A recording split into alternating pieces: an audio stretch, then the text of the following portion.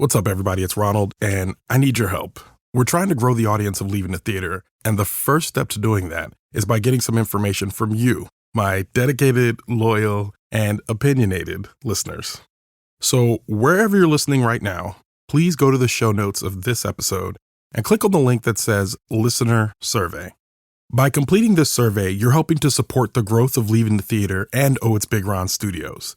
We use this information to determine how often we release episodes, if and when you hear ads, what types of ads you'll hear, and generally just to find out who exactly listens to the show. If we know the audience, we can grow the audience. So please, please, please, please complete that survey as soon as you can. Once again, it's in the show notes. It's very easy. It takes probably about an average of 6 to 8 minutes to complete. Nothing too intrusive. You will be helping the show. So please, please, please complete that survey. Thank you so much. Now let's start the show.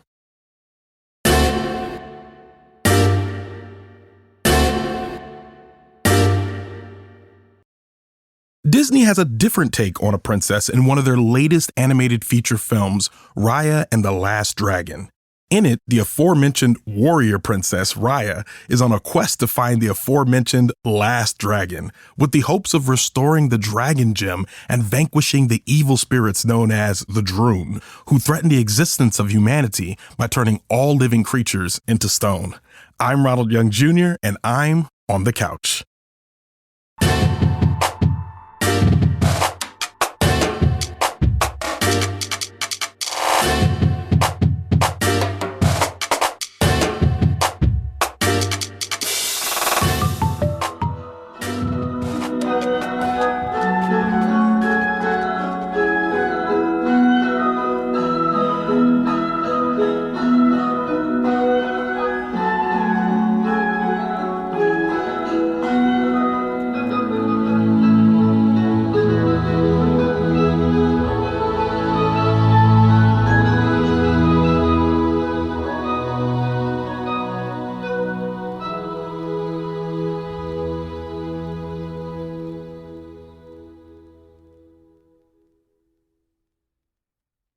All right, this is Ronald, and I am on the couch after watching Raya and the Last Dragon.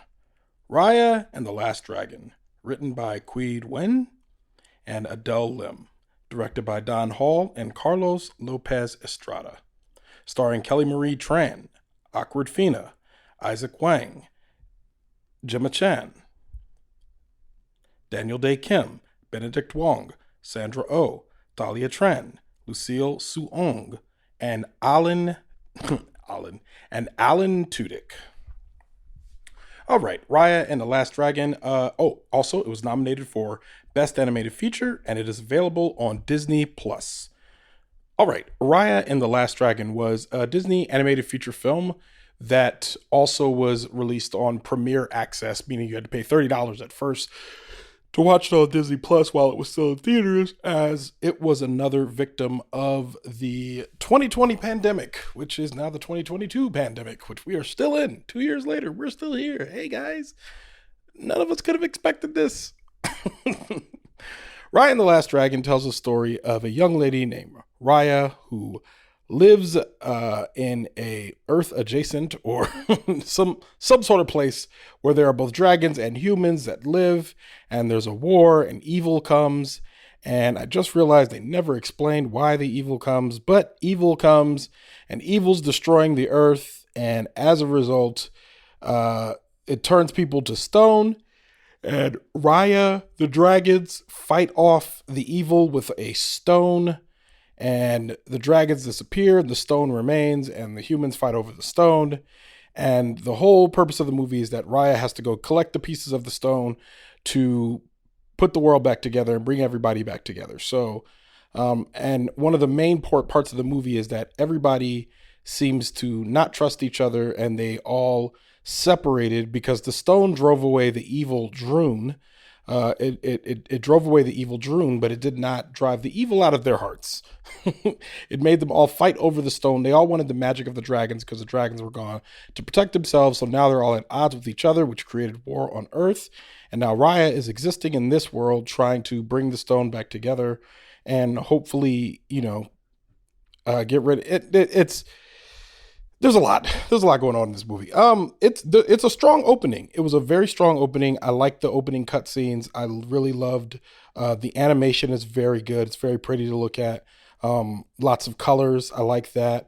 It's an emotional opening. At one point, that Disney loves to do a remember me or you must go on. Loves to do a parent dying or being otherwise indisposed and letting the kid run into danger in order to save the world. Disney loves doing that. This is not very different from any of the other Disney movies. I'm with this movie for a bit, and then a dragon shows up and the dragon talks, which rubs me the wrong way. And then I realize my voice recognition software kicks in, and I realize that it's Awkwardfina, and I'm like, I'm not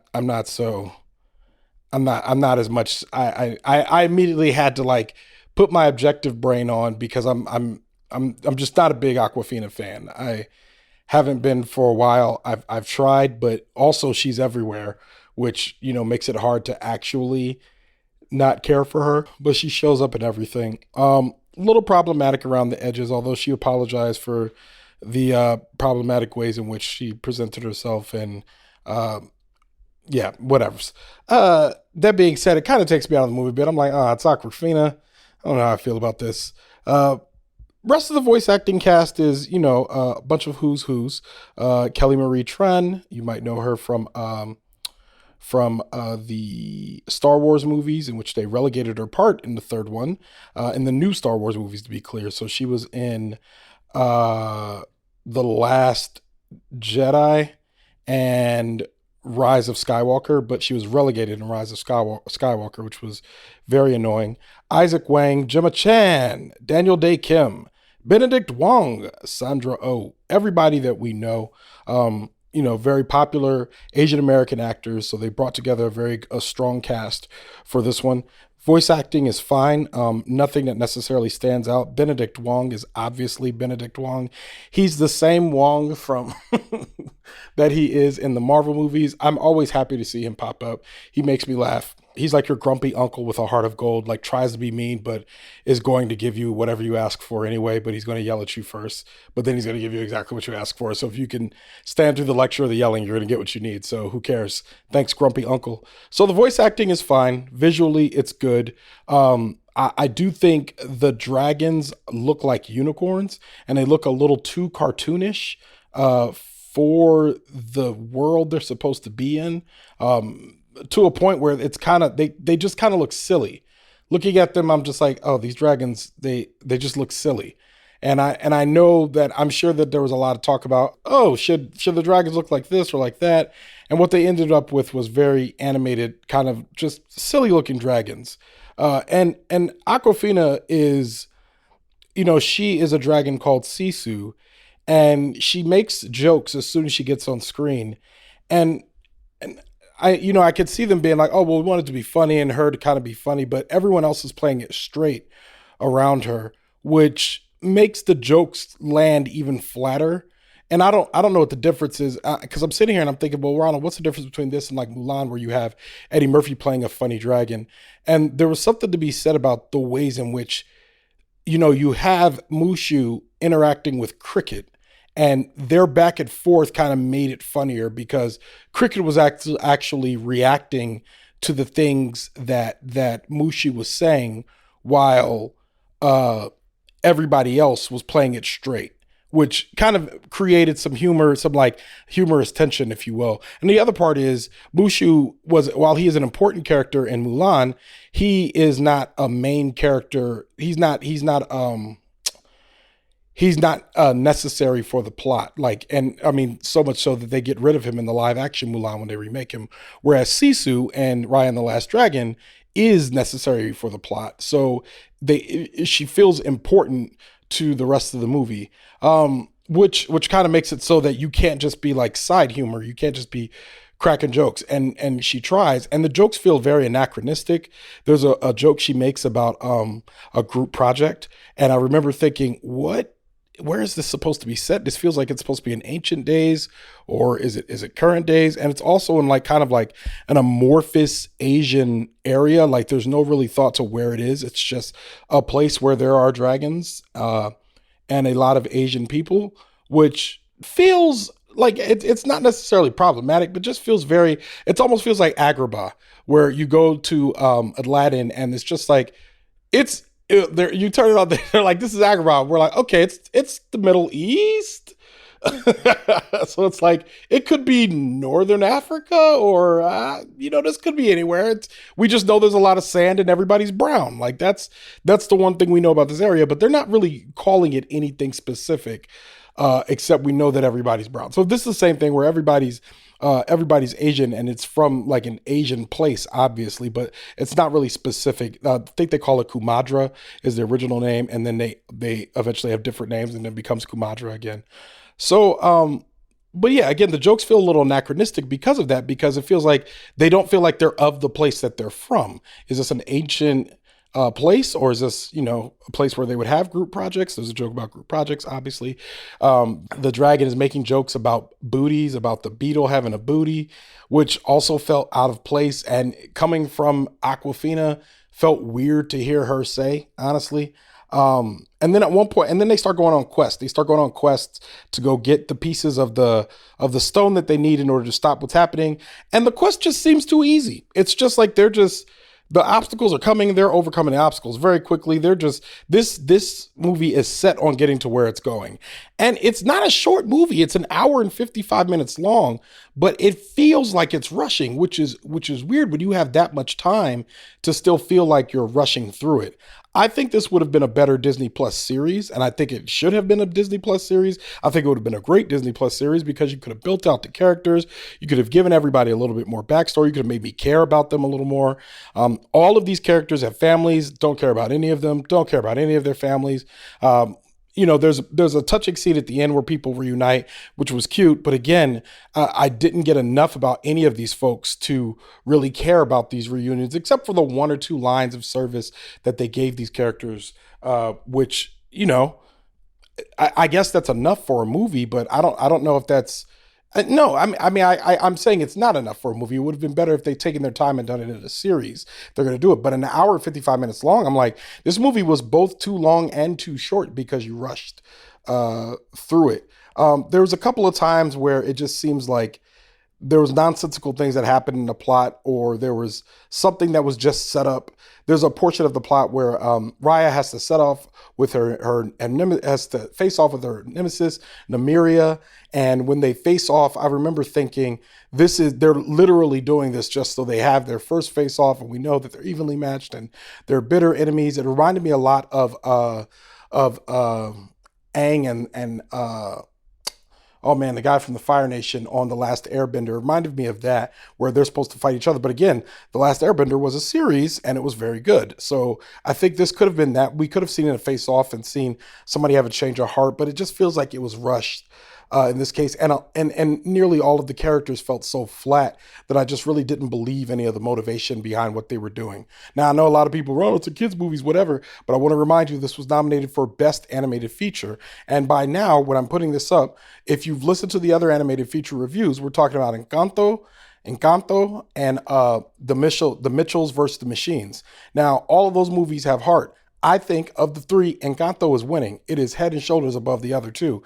I think the Mitchells versus the Machines was better than this one, because better than Raya and the Last Dragon, because it leans into the silliness in a way that the Raya and the Last Dragon felt like it was trying to be earnest while also like keeping a foot in the cartoon world, very Disney-fied. And I'm wondering what corporate decision came down to make it kind of had its feet in two lanes like that. So I don't know. It gives the movie a bit of it just makes me think that the movie doesn't know where it is or what it's exactly supposed to be doing. But it is sending one message, and it's about to force this message about trust over and over again. We got to trust each other. And in that case, it feels a lot like an allegory to what the world is right now, which is that we're all split into our factions. We're all in our little bubbles, and somebody has to take the first step of trust in order for all of us to come together. I hate that message because I think what it does not do is account for the ways in which that there's disparity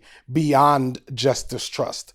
There's economic disparity, there's race disparity, there's gender disparity. There's just so many things that make everybody uneven besides I don't know, just not trusting each other. It's not just one of us has to trust each other. It's that somebody also has to give up something, and we have to set the scales back to balance. And then maybe we could start to trust each other. And I feel like this movie is very optimistic and ambitious in saying like, nah, we just got to trust. And it forces that message in a way that at one point took me out of the movie. It just made me say, I'm not feeling this message. And I don't know if this is a message I think that really needs to be spread in this way, if you will. So, yeah, I mean, visually good. I remember looking at it and saying there's a lot of cutesy things happening. Gave me a lot of Kung Fu Panda vibes. If you watch Kung Fu Panda, where it also, I feel like Kung Fu Panda benefits from the fact that it leans into Jack Black and it allows them to kind of take something that's real Kung Fu, give a real sense of danger, and then kind of allow it to be playful through the senses of danger. Whereas this one, I don't know if the playful elements that were happening, I just don't think were as strong as a movie like Kung Fu Panda, where again, the main character is a big fat panda, which is, I mean, the panda's also cute, but the panda's also like, it's funny and it's like a huge fan of Kung Fu, and just there's other things going on. The idea, like, I think you set the movie and you say that this panda he's an unlikely hero and he has to be taught by this monkey. I think it's a monkey. No, I don't know, it's some sort of other animal, but he has to be taught in order to do better and actually become better. Whereas this one, Raya's already kind of set. She's already trained. She already knows what she's doing.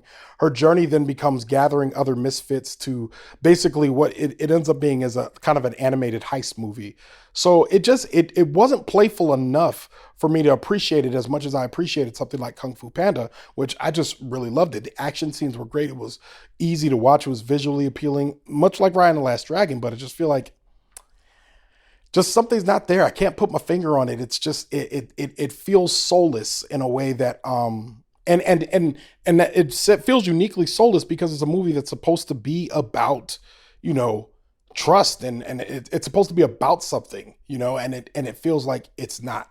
It feels like it's just at the end. It's just like, yeah, another Disney movie where we went on a quest and we saved the day. And we know, and the reason why I could say this is because I've watched a lot of Disney movies from a child to an adult, and we know that there are good ways and bad ways to do this. There are movies that do this successfully and there's movies that not. And we've seen, Pixar will tell you, like, we could take a kid's movie and elevate it to a place where the kids like it and the parents are in there crying. Like, it can be both of those things. I mean, it could also be Kung Fu Panda, where people really love it. They really like it. They're really enjoying it. They like watching it with their kids. They're having a good time.